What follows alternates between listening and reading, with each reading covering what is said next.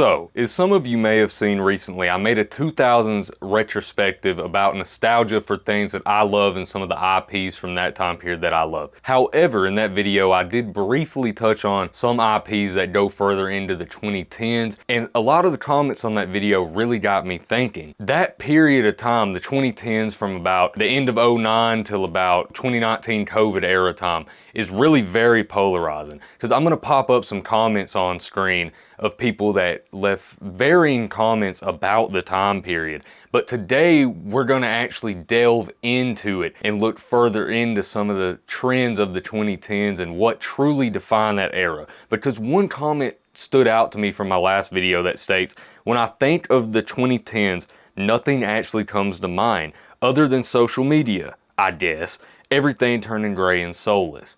And while I definitely understand what they're saying, I would honestly argue that what we're seeing in current days, the 2020s if you will, is a lot more towards that than the 2010s were for me. But that's the cool thing about these decades and looking back at them, is I'm not gonna have the same perspective as somebody who was in high school during the early 2000s as this person claims they were. And that's the awesome thing about making this content. I love you guys commenting and leaving your opinions on it. But without further ado, leave a comment on this video if you enjoy anything I talk about, and let's get right into it. Alright, so the first thing I want to touch on right here is something that I briefly mentioned in the previous video, but I didn't get to fully get into, and that is the BO2 trickshotting community, or really just the gaming community. But as of right now, I'm going to focus on the BO2 trickshotting community, because you had people like Adapt, Rain, Temper, Blaziken, and I'm going to hit you with somebody that you probably don't even remember, but FaZe Fakey as well is another person that was doing just crazy trick shots. So if you didn't watch any of that content, then honestly I apologize that you never got to see that or weren't the correct age to really enjoy it at the time, because I absolutely loved this era. You also had other teams, obviously other esports organizations such as Optic and obviously Team Red, which I can't remember if they were big back in, they were more during the Fortnite days is when I started watching them.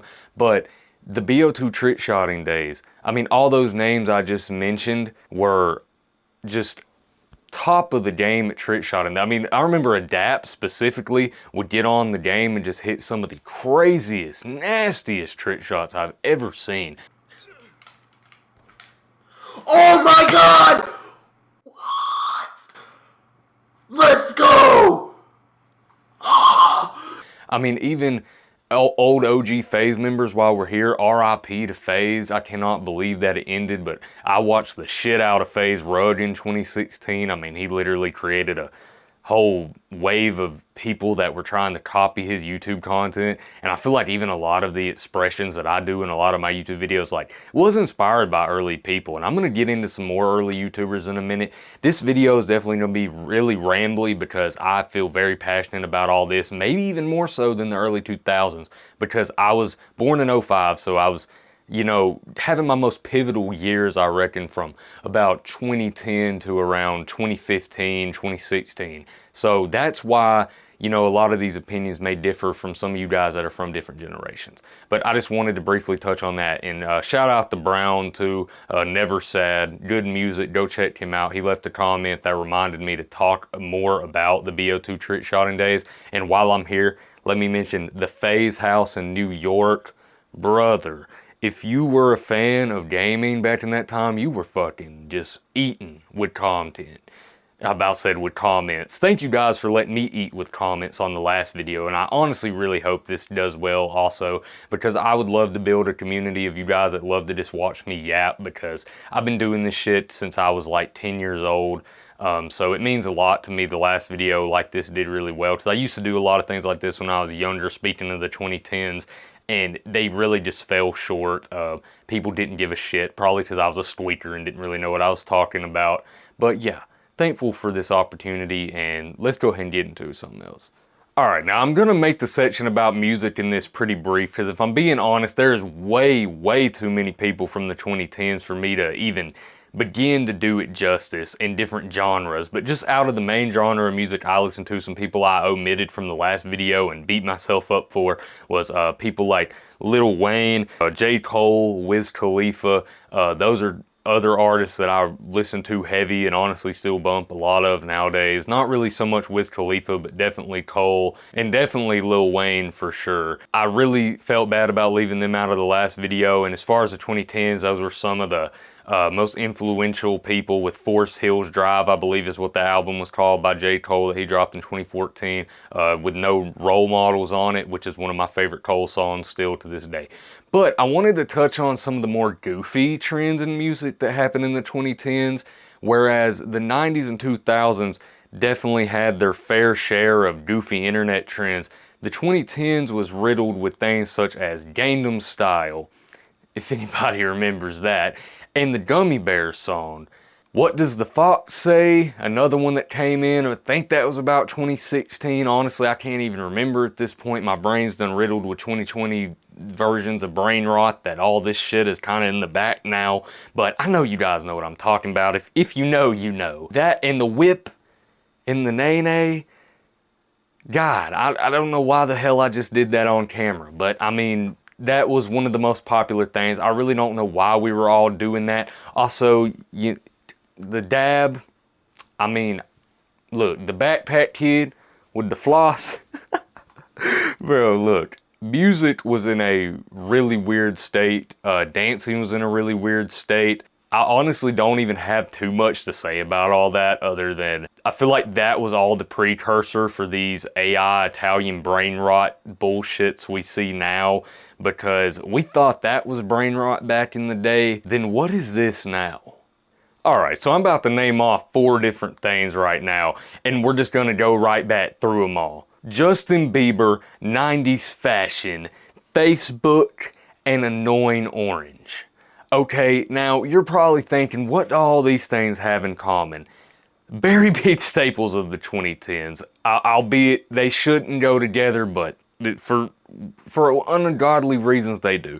Because Justin Bieber back in 2010 was my biggest op. I was in kindergarten at the time. The girl I had a crush on, sorry to my fiance, obviously playing, but the girl I had a crush on in kindergarten, she was a big fan of Justin Bieber, so that was, I couldn't stand him at the time, but obviously he was like one of the biggest artists blowing up in 2010 when he released that song with Usher that I'm sure we all know. Man, you know what I'm talking about. And then the 90s fashion trend, man, as somebody pointed out, again, I popped it up earlier, but this was something that I honestly didn't even know that I noticed when I was younger. But if you think about it, a lot of 90s fashion was coming back into style, like especially like the bell-bottom jeans and things of that sort. I remember starting to see people wear more of. And also I want to say, you know, I'm not a female, so, you know, my fashion has kind of always been just whatever. Like, I feel like, you know, I wore the same shit up until I had the money to buy clothes for myself. I just kind of wore what my parents put me in. But for women, I feel like, you know, 90s fashion definitely came into it. I'm honestly not even going to sit here and try to name off the different items because I wasn't alive in the 90s and I don't know exactly what 90s fashion is, but, you know, I'm just going to throw up some pictures on here of 2010s people wearing 90s fashion and you'll definitely get what I'm saying. I just don't feel like I can do it justice even really talking about that too much, but I had to mention it because it was a craze at the time, not one I really got into, you know, as a young teen guy, or it's a young, you know, kid as well, because obviously I wasn't actually a teenager until 2018. So, you know, I was really a young kid throughout most of the 2010s as well. And now Facebook is something that I feel like everybody knows. Your mom has it, your grandma has it, and they probably had it from the day that it came out, because a lot of these people were on MySpace, something that, I'm not gonna lie, predates the shit out of me, but I'm sure a lot of you guys watching this probably used MySpace at one point, and honestly, that's dope. I'm glad that you guys were alive to experience that, because I feel like the internet was more Wild West back then, and as a guy pointed out, you know, a lot of edge has been lost. I mean, that's just one thing about the guy that left me a whole book in the comment sections, which I'm not saying anything bad about that. I just like to make jokes about everything. But the long comment he left, I honestly really enjoyed reading through it because it kind of pointed out a lot of things to me that I don't think I can really see as somebody that lived through the eras I have versus somebody that was alive, you know, at an earlier time and was older in the 2000s/2010s. But Facebook is honestly the precursor to Instagram, and as I said, came after MySpace. So it was kind of that middle ground before the internet's weird AI slop period, but it was very much like still misinformation and a lot of just dumb shit posted on there. But I mean, that's just social media in general. But you had all the Facebook memes, which, God, this video would be an hour long if I just got into memes, so I'm just gonna stop myself right there.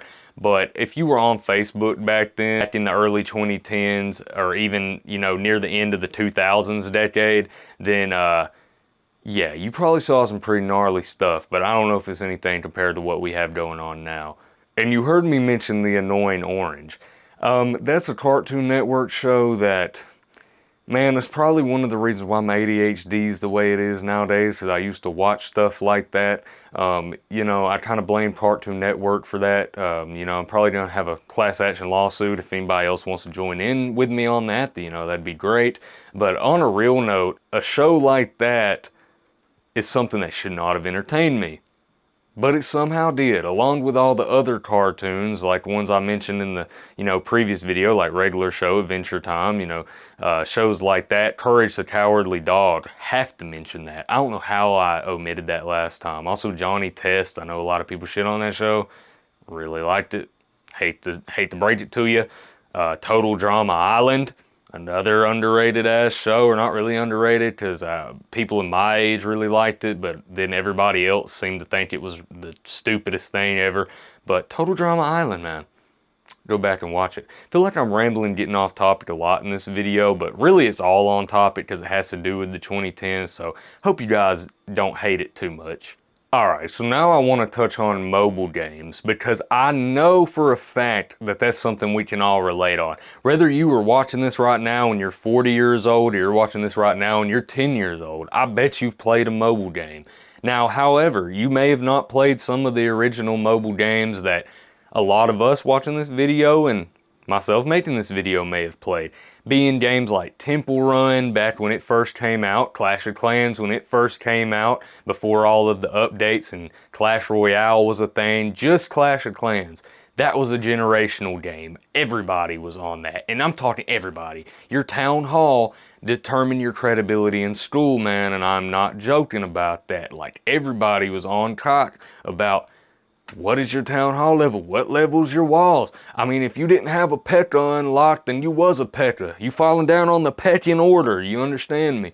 But that was just kind of part of it, and honestly, I love it. To hear me talking about it, you think I hate it, but that was peak. That was when life was more simple. You also had games like Jetpack Joyride. I mean, the original Save the Water. I can't remember if the actual name of that game, but you know what I'm talking about. The one where you're a damn alligator and you're having to fix the pipes like a little alligator plumber and stop the water from, yeah. I mean, that shit was just awesome. I mean, you also had the Telltale games on the Kindle. That's probably a very niche one, so I'm not even going to go into that too much because I played them on console as well. But if you ever played the Kindle version of the Telltale games, don't know how they got them to run that well on that device, but whew. Oh, yes. And, you know, speaking of school, let's just touch on two things that were in distinctly different sides of the 2010s, but were both very prevalent. If you were in school, you know what silly bands are, correct? If you were in school, you probably also know what fidget spinners are. Now, depending on when you were in school, depends on how popular both of those things were at the time that you were in school. Because fidget spinners weren't really super popular until I was in around 6th grade, which was about in 2016, 2017. They were super popular. Everybody had one in their hands. Every gas station was constantly selling out of them. They were huge.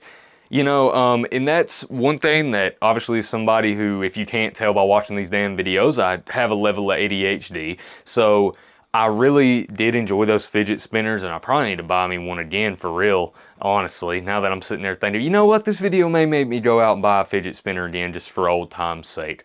But the silly bands are another thing that mainly females, but also the guys, we got into them sometimes too, like friendship bracelets, silly bands, just all that good shit. You know, I mean, we were kids. What else do you expect? But in the early 2000s, but also in the early 2010s, like I'd say honestly 2011, 2012 is when I saw the most of this, maybe 2013, when I was around like first to third grade-ish.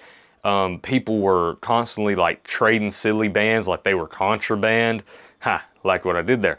But yeah, I don't know what was up there. We also had these things called Smintles. I don't even know if I'm gonna find a picture to pop up of this. So God bless me when I'm editing this later, because I don't know if you remember that. Bro, also just while I'm on the school topic, Scholastic book fairs. Dude, whatever happened? Like, why can't we have an adult book fair? You know what I'm saying? I know the equivalent of that is me walking my lazy ass down to the library and picking up a book, but, you know, why would I read when I have things like YouTube to teach me things? I mean, come on. All right. Well, let's get into the YouTube gaming era real quick. I told you I was going to touch on some more OG YouTubers, and I didn't watch them much, but let me just quickly give a shout out to Smosh, because I know there's probably a lot of people that if I don't mention them are going to be like, oh, where's Smosh? Because they were huge. And also people like Good Mythical Morning. The only reason I wasn't going to mention them originally is they still do content now, but I still think it's worth giving them a shout out for all the content they've made over the years, because they have been doing it since the early 2010s. I want to say they've been doing GMM since at least 2011, 2012. Honestly, I didn't fact check myself on that one before making this, so bear with me on that detail. But either way, amazing creators. Nita Hida, another one I'm not going to dive too far into, but you know that I've watched YouTube for a very long time, and I don't have time to mention everybody right here in this segment, but I did want to cover some of the big ones. Obviously, you got your big three that I would call them in gaming YouTube. Markiplier, which I used to love watching his FNAF series that he did back around like 2013, 14. Man, as a kid, that was awesome. I didn't even play the games first. I had watched him play through them before I ever played them.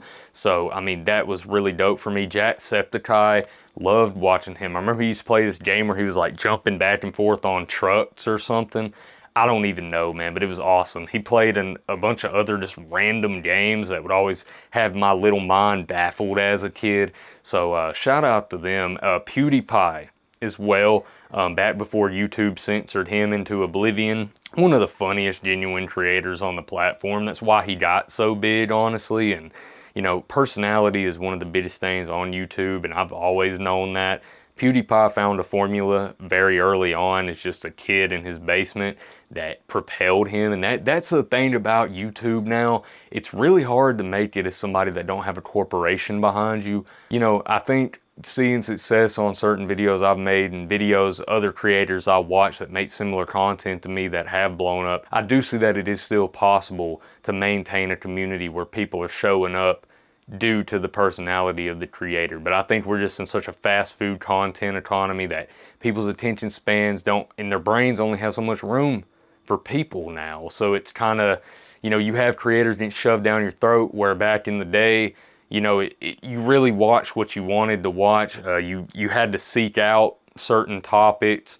And that kind of created more niche fan bases, more involved fan bases, but it's not dead in current day. The meta has just really changed. And I will say I miss that OG gaming YouTube era. Dan TDM is another, you know, all the Minecraft YouTubers. I'm gonna be so fucking for real with y'all.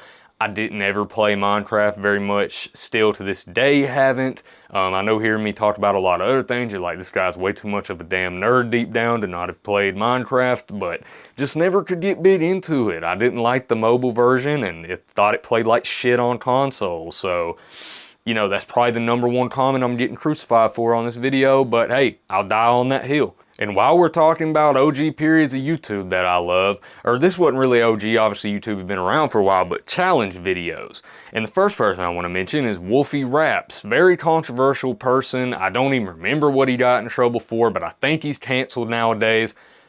Just gonna say, I don't give a fuck.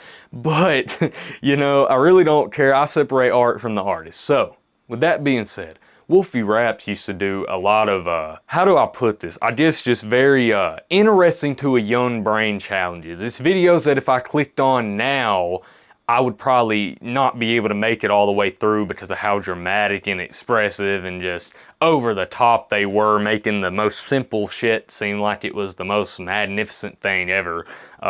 But back when I was a kid, obviously, that hit really different. I really loved those challenge videos because, you know, when it comes to challenges, you had people on that side like Wolfie Raps that was more of the TV style thing, and then you had LA Beast who was doing like genuinely crazy challenges like eating a cactus and cactus? What the fuck? Man, S's and me don't get along at all. I need to stop trying to use words with S's. But anyway, you had Dude Perfect, which was doing, you know, the football, like, watermelon smashing. You guys know what I'm talking about. I really don't know how to put Dude Perfect into a quick summarization because they've done a lot of things over the years, but when you think of crazy challenges, you really can't help but mention them. And as far as challenges go, this was a completely different other side of things, but 3 a.m. challenges. You know, you have people like Aldo's World, J Station, Sam and Colby, which were honestly my favorites because they were on the other side where it wasn't really geared towards kids. It was kind of more made for, I think, a young adult audience, and also kind of for kids. But the whole like spooky haunted content, Sam and Colby definitely did it the best, but I'm not gonna lie, when I was younger, like, you know, I couldn't help but really enjoying you know, when I was 10 or 11, even 12 years old, 2015, 16, 17, when J Station and Aldo's World and all these guys were doing these 24-hour challenges and, oh, playing hide and seek with a Chucky doll at 3 a.m. or whatever, like, those videos were believable to me at the time, and you know, that's a whole different topic. I'm not delving into spiritual things right now because this video is just way too unserious for a topic like that. Overall, those videos were very, very obviously faked, very obviously overwritten, but, you know, and I don't think I actually realized that until J Station made a video where he faked his girlfriend's death. And then, you know, that's where I kind of started being like, yeah, you know, maybe this content isn't really what I should be watching anymore. And by that time, I was probably about 13, 14 by the time that happened. So, you know, I was kind of already phasing out of that style of content, I can't lie to you. And honestly, for the last section of this video, I'm just taking the phone out of my hands, not even looking at anything I've written down to try to jog my ADHD ass brain into remembering. I'm just gonna spitball a couple things before I end this video off, because physical store locations is something that has really gone away. You know, I talked about live service games in the past video, but, you know, continuing on that basis, stores like GameStop are being fizzled out because people just don't go to the store to buy their games anymore. And, you know, you saw something similar happen with Blockbuster, which got fizzled out by Netflix. And now Netflix essentially has been fizzled out by all the other streaming services, and now they're sharing market share. It's really crazy to kind of see how that happened with film industry too, because movie theaters used to be a place where people would gather. But now it's like you go to the movies on a Saturday night and, you know, it may still be a decent amount of people there, but it's nowhere near back in the days of the drive-in movies or back in the 2000s or 2010s, especially like the early 2010s, when I would say really pre-COVID. COVID really screwed everything up, not gonna lie. But, you know, theaters and GameStops and Blockbusters, these are all things that got taken away because of times evolving. And, you know I mentioned Blockbuster. That's something I should have mentioned in the 2000s retrospective, not 2010s. But if I'm remembering correctly, it did actually close its last locations in the 2010s. The final remnants were still there, because I remember in Gunnersville, shout out anybody from there that's watching this, Gunnersville, Alabama actually had one of those stores up until I want to say 2013 or 14. If I can find the info of that, I'll actually pop it up here and fact check myself. But yeah, man, what the fuck? You know what I mean? Like, I'm far enough into the video where I can drop as many of these as I want. Like, what in the fiddity fuckity hell, you understand me, is wrong with people for wanting to stay in their house and buy everything? Because, you know, as somebody who's only 21 years older now, I love the convenience when it comes to some things. DoorDash, my best friend when I still worked a normal job and actually had the money to order it before the economy went to shit. But DoorDash and things like Walmart delivery, I think are amazing for utility. Whereas streaming was something that I used to love, but in its current form is all I have to say about it. And you know, as far as the movie theaters go, I still love going to the theater and having an audience experience, but I don't get that full theater experience nearly as much as I feel like I would have back in, or I did, you know, not that I would have, that I did have back in the 2010s, and I think I really would have if I was, you know, older in the 2000s and would have been able to see more movies when they came out. And, you know, I used to damn near live in GameStop. There was one right next to the Walmart that my mom used to shop at when I was a kid, and in the same little shopping center she did her toes done at. And I would literally go over to GameStop regardless of where she was at, and I would just stay in there talking to the employees, looking at different action figures, video games, just trying to learn about them because, you know, if you couldn't tell by now, I'm a pretty eccentric dude. I like to just be out there.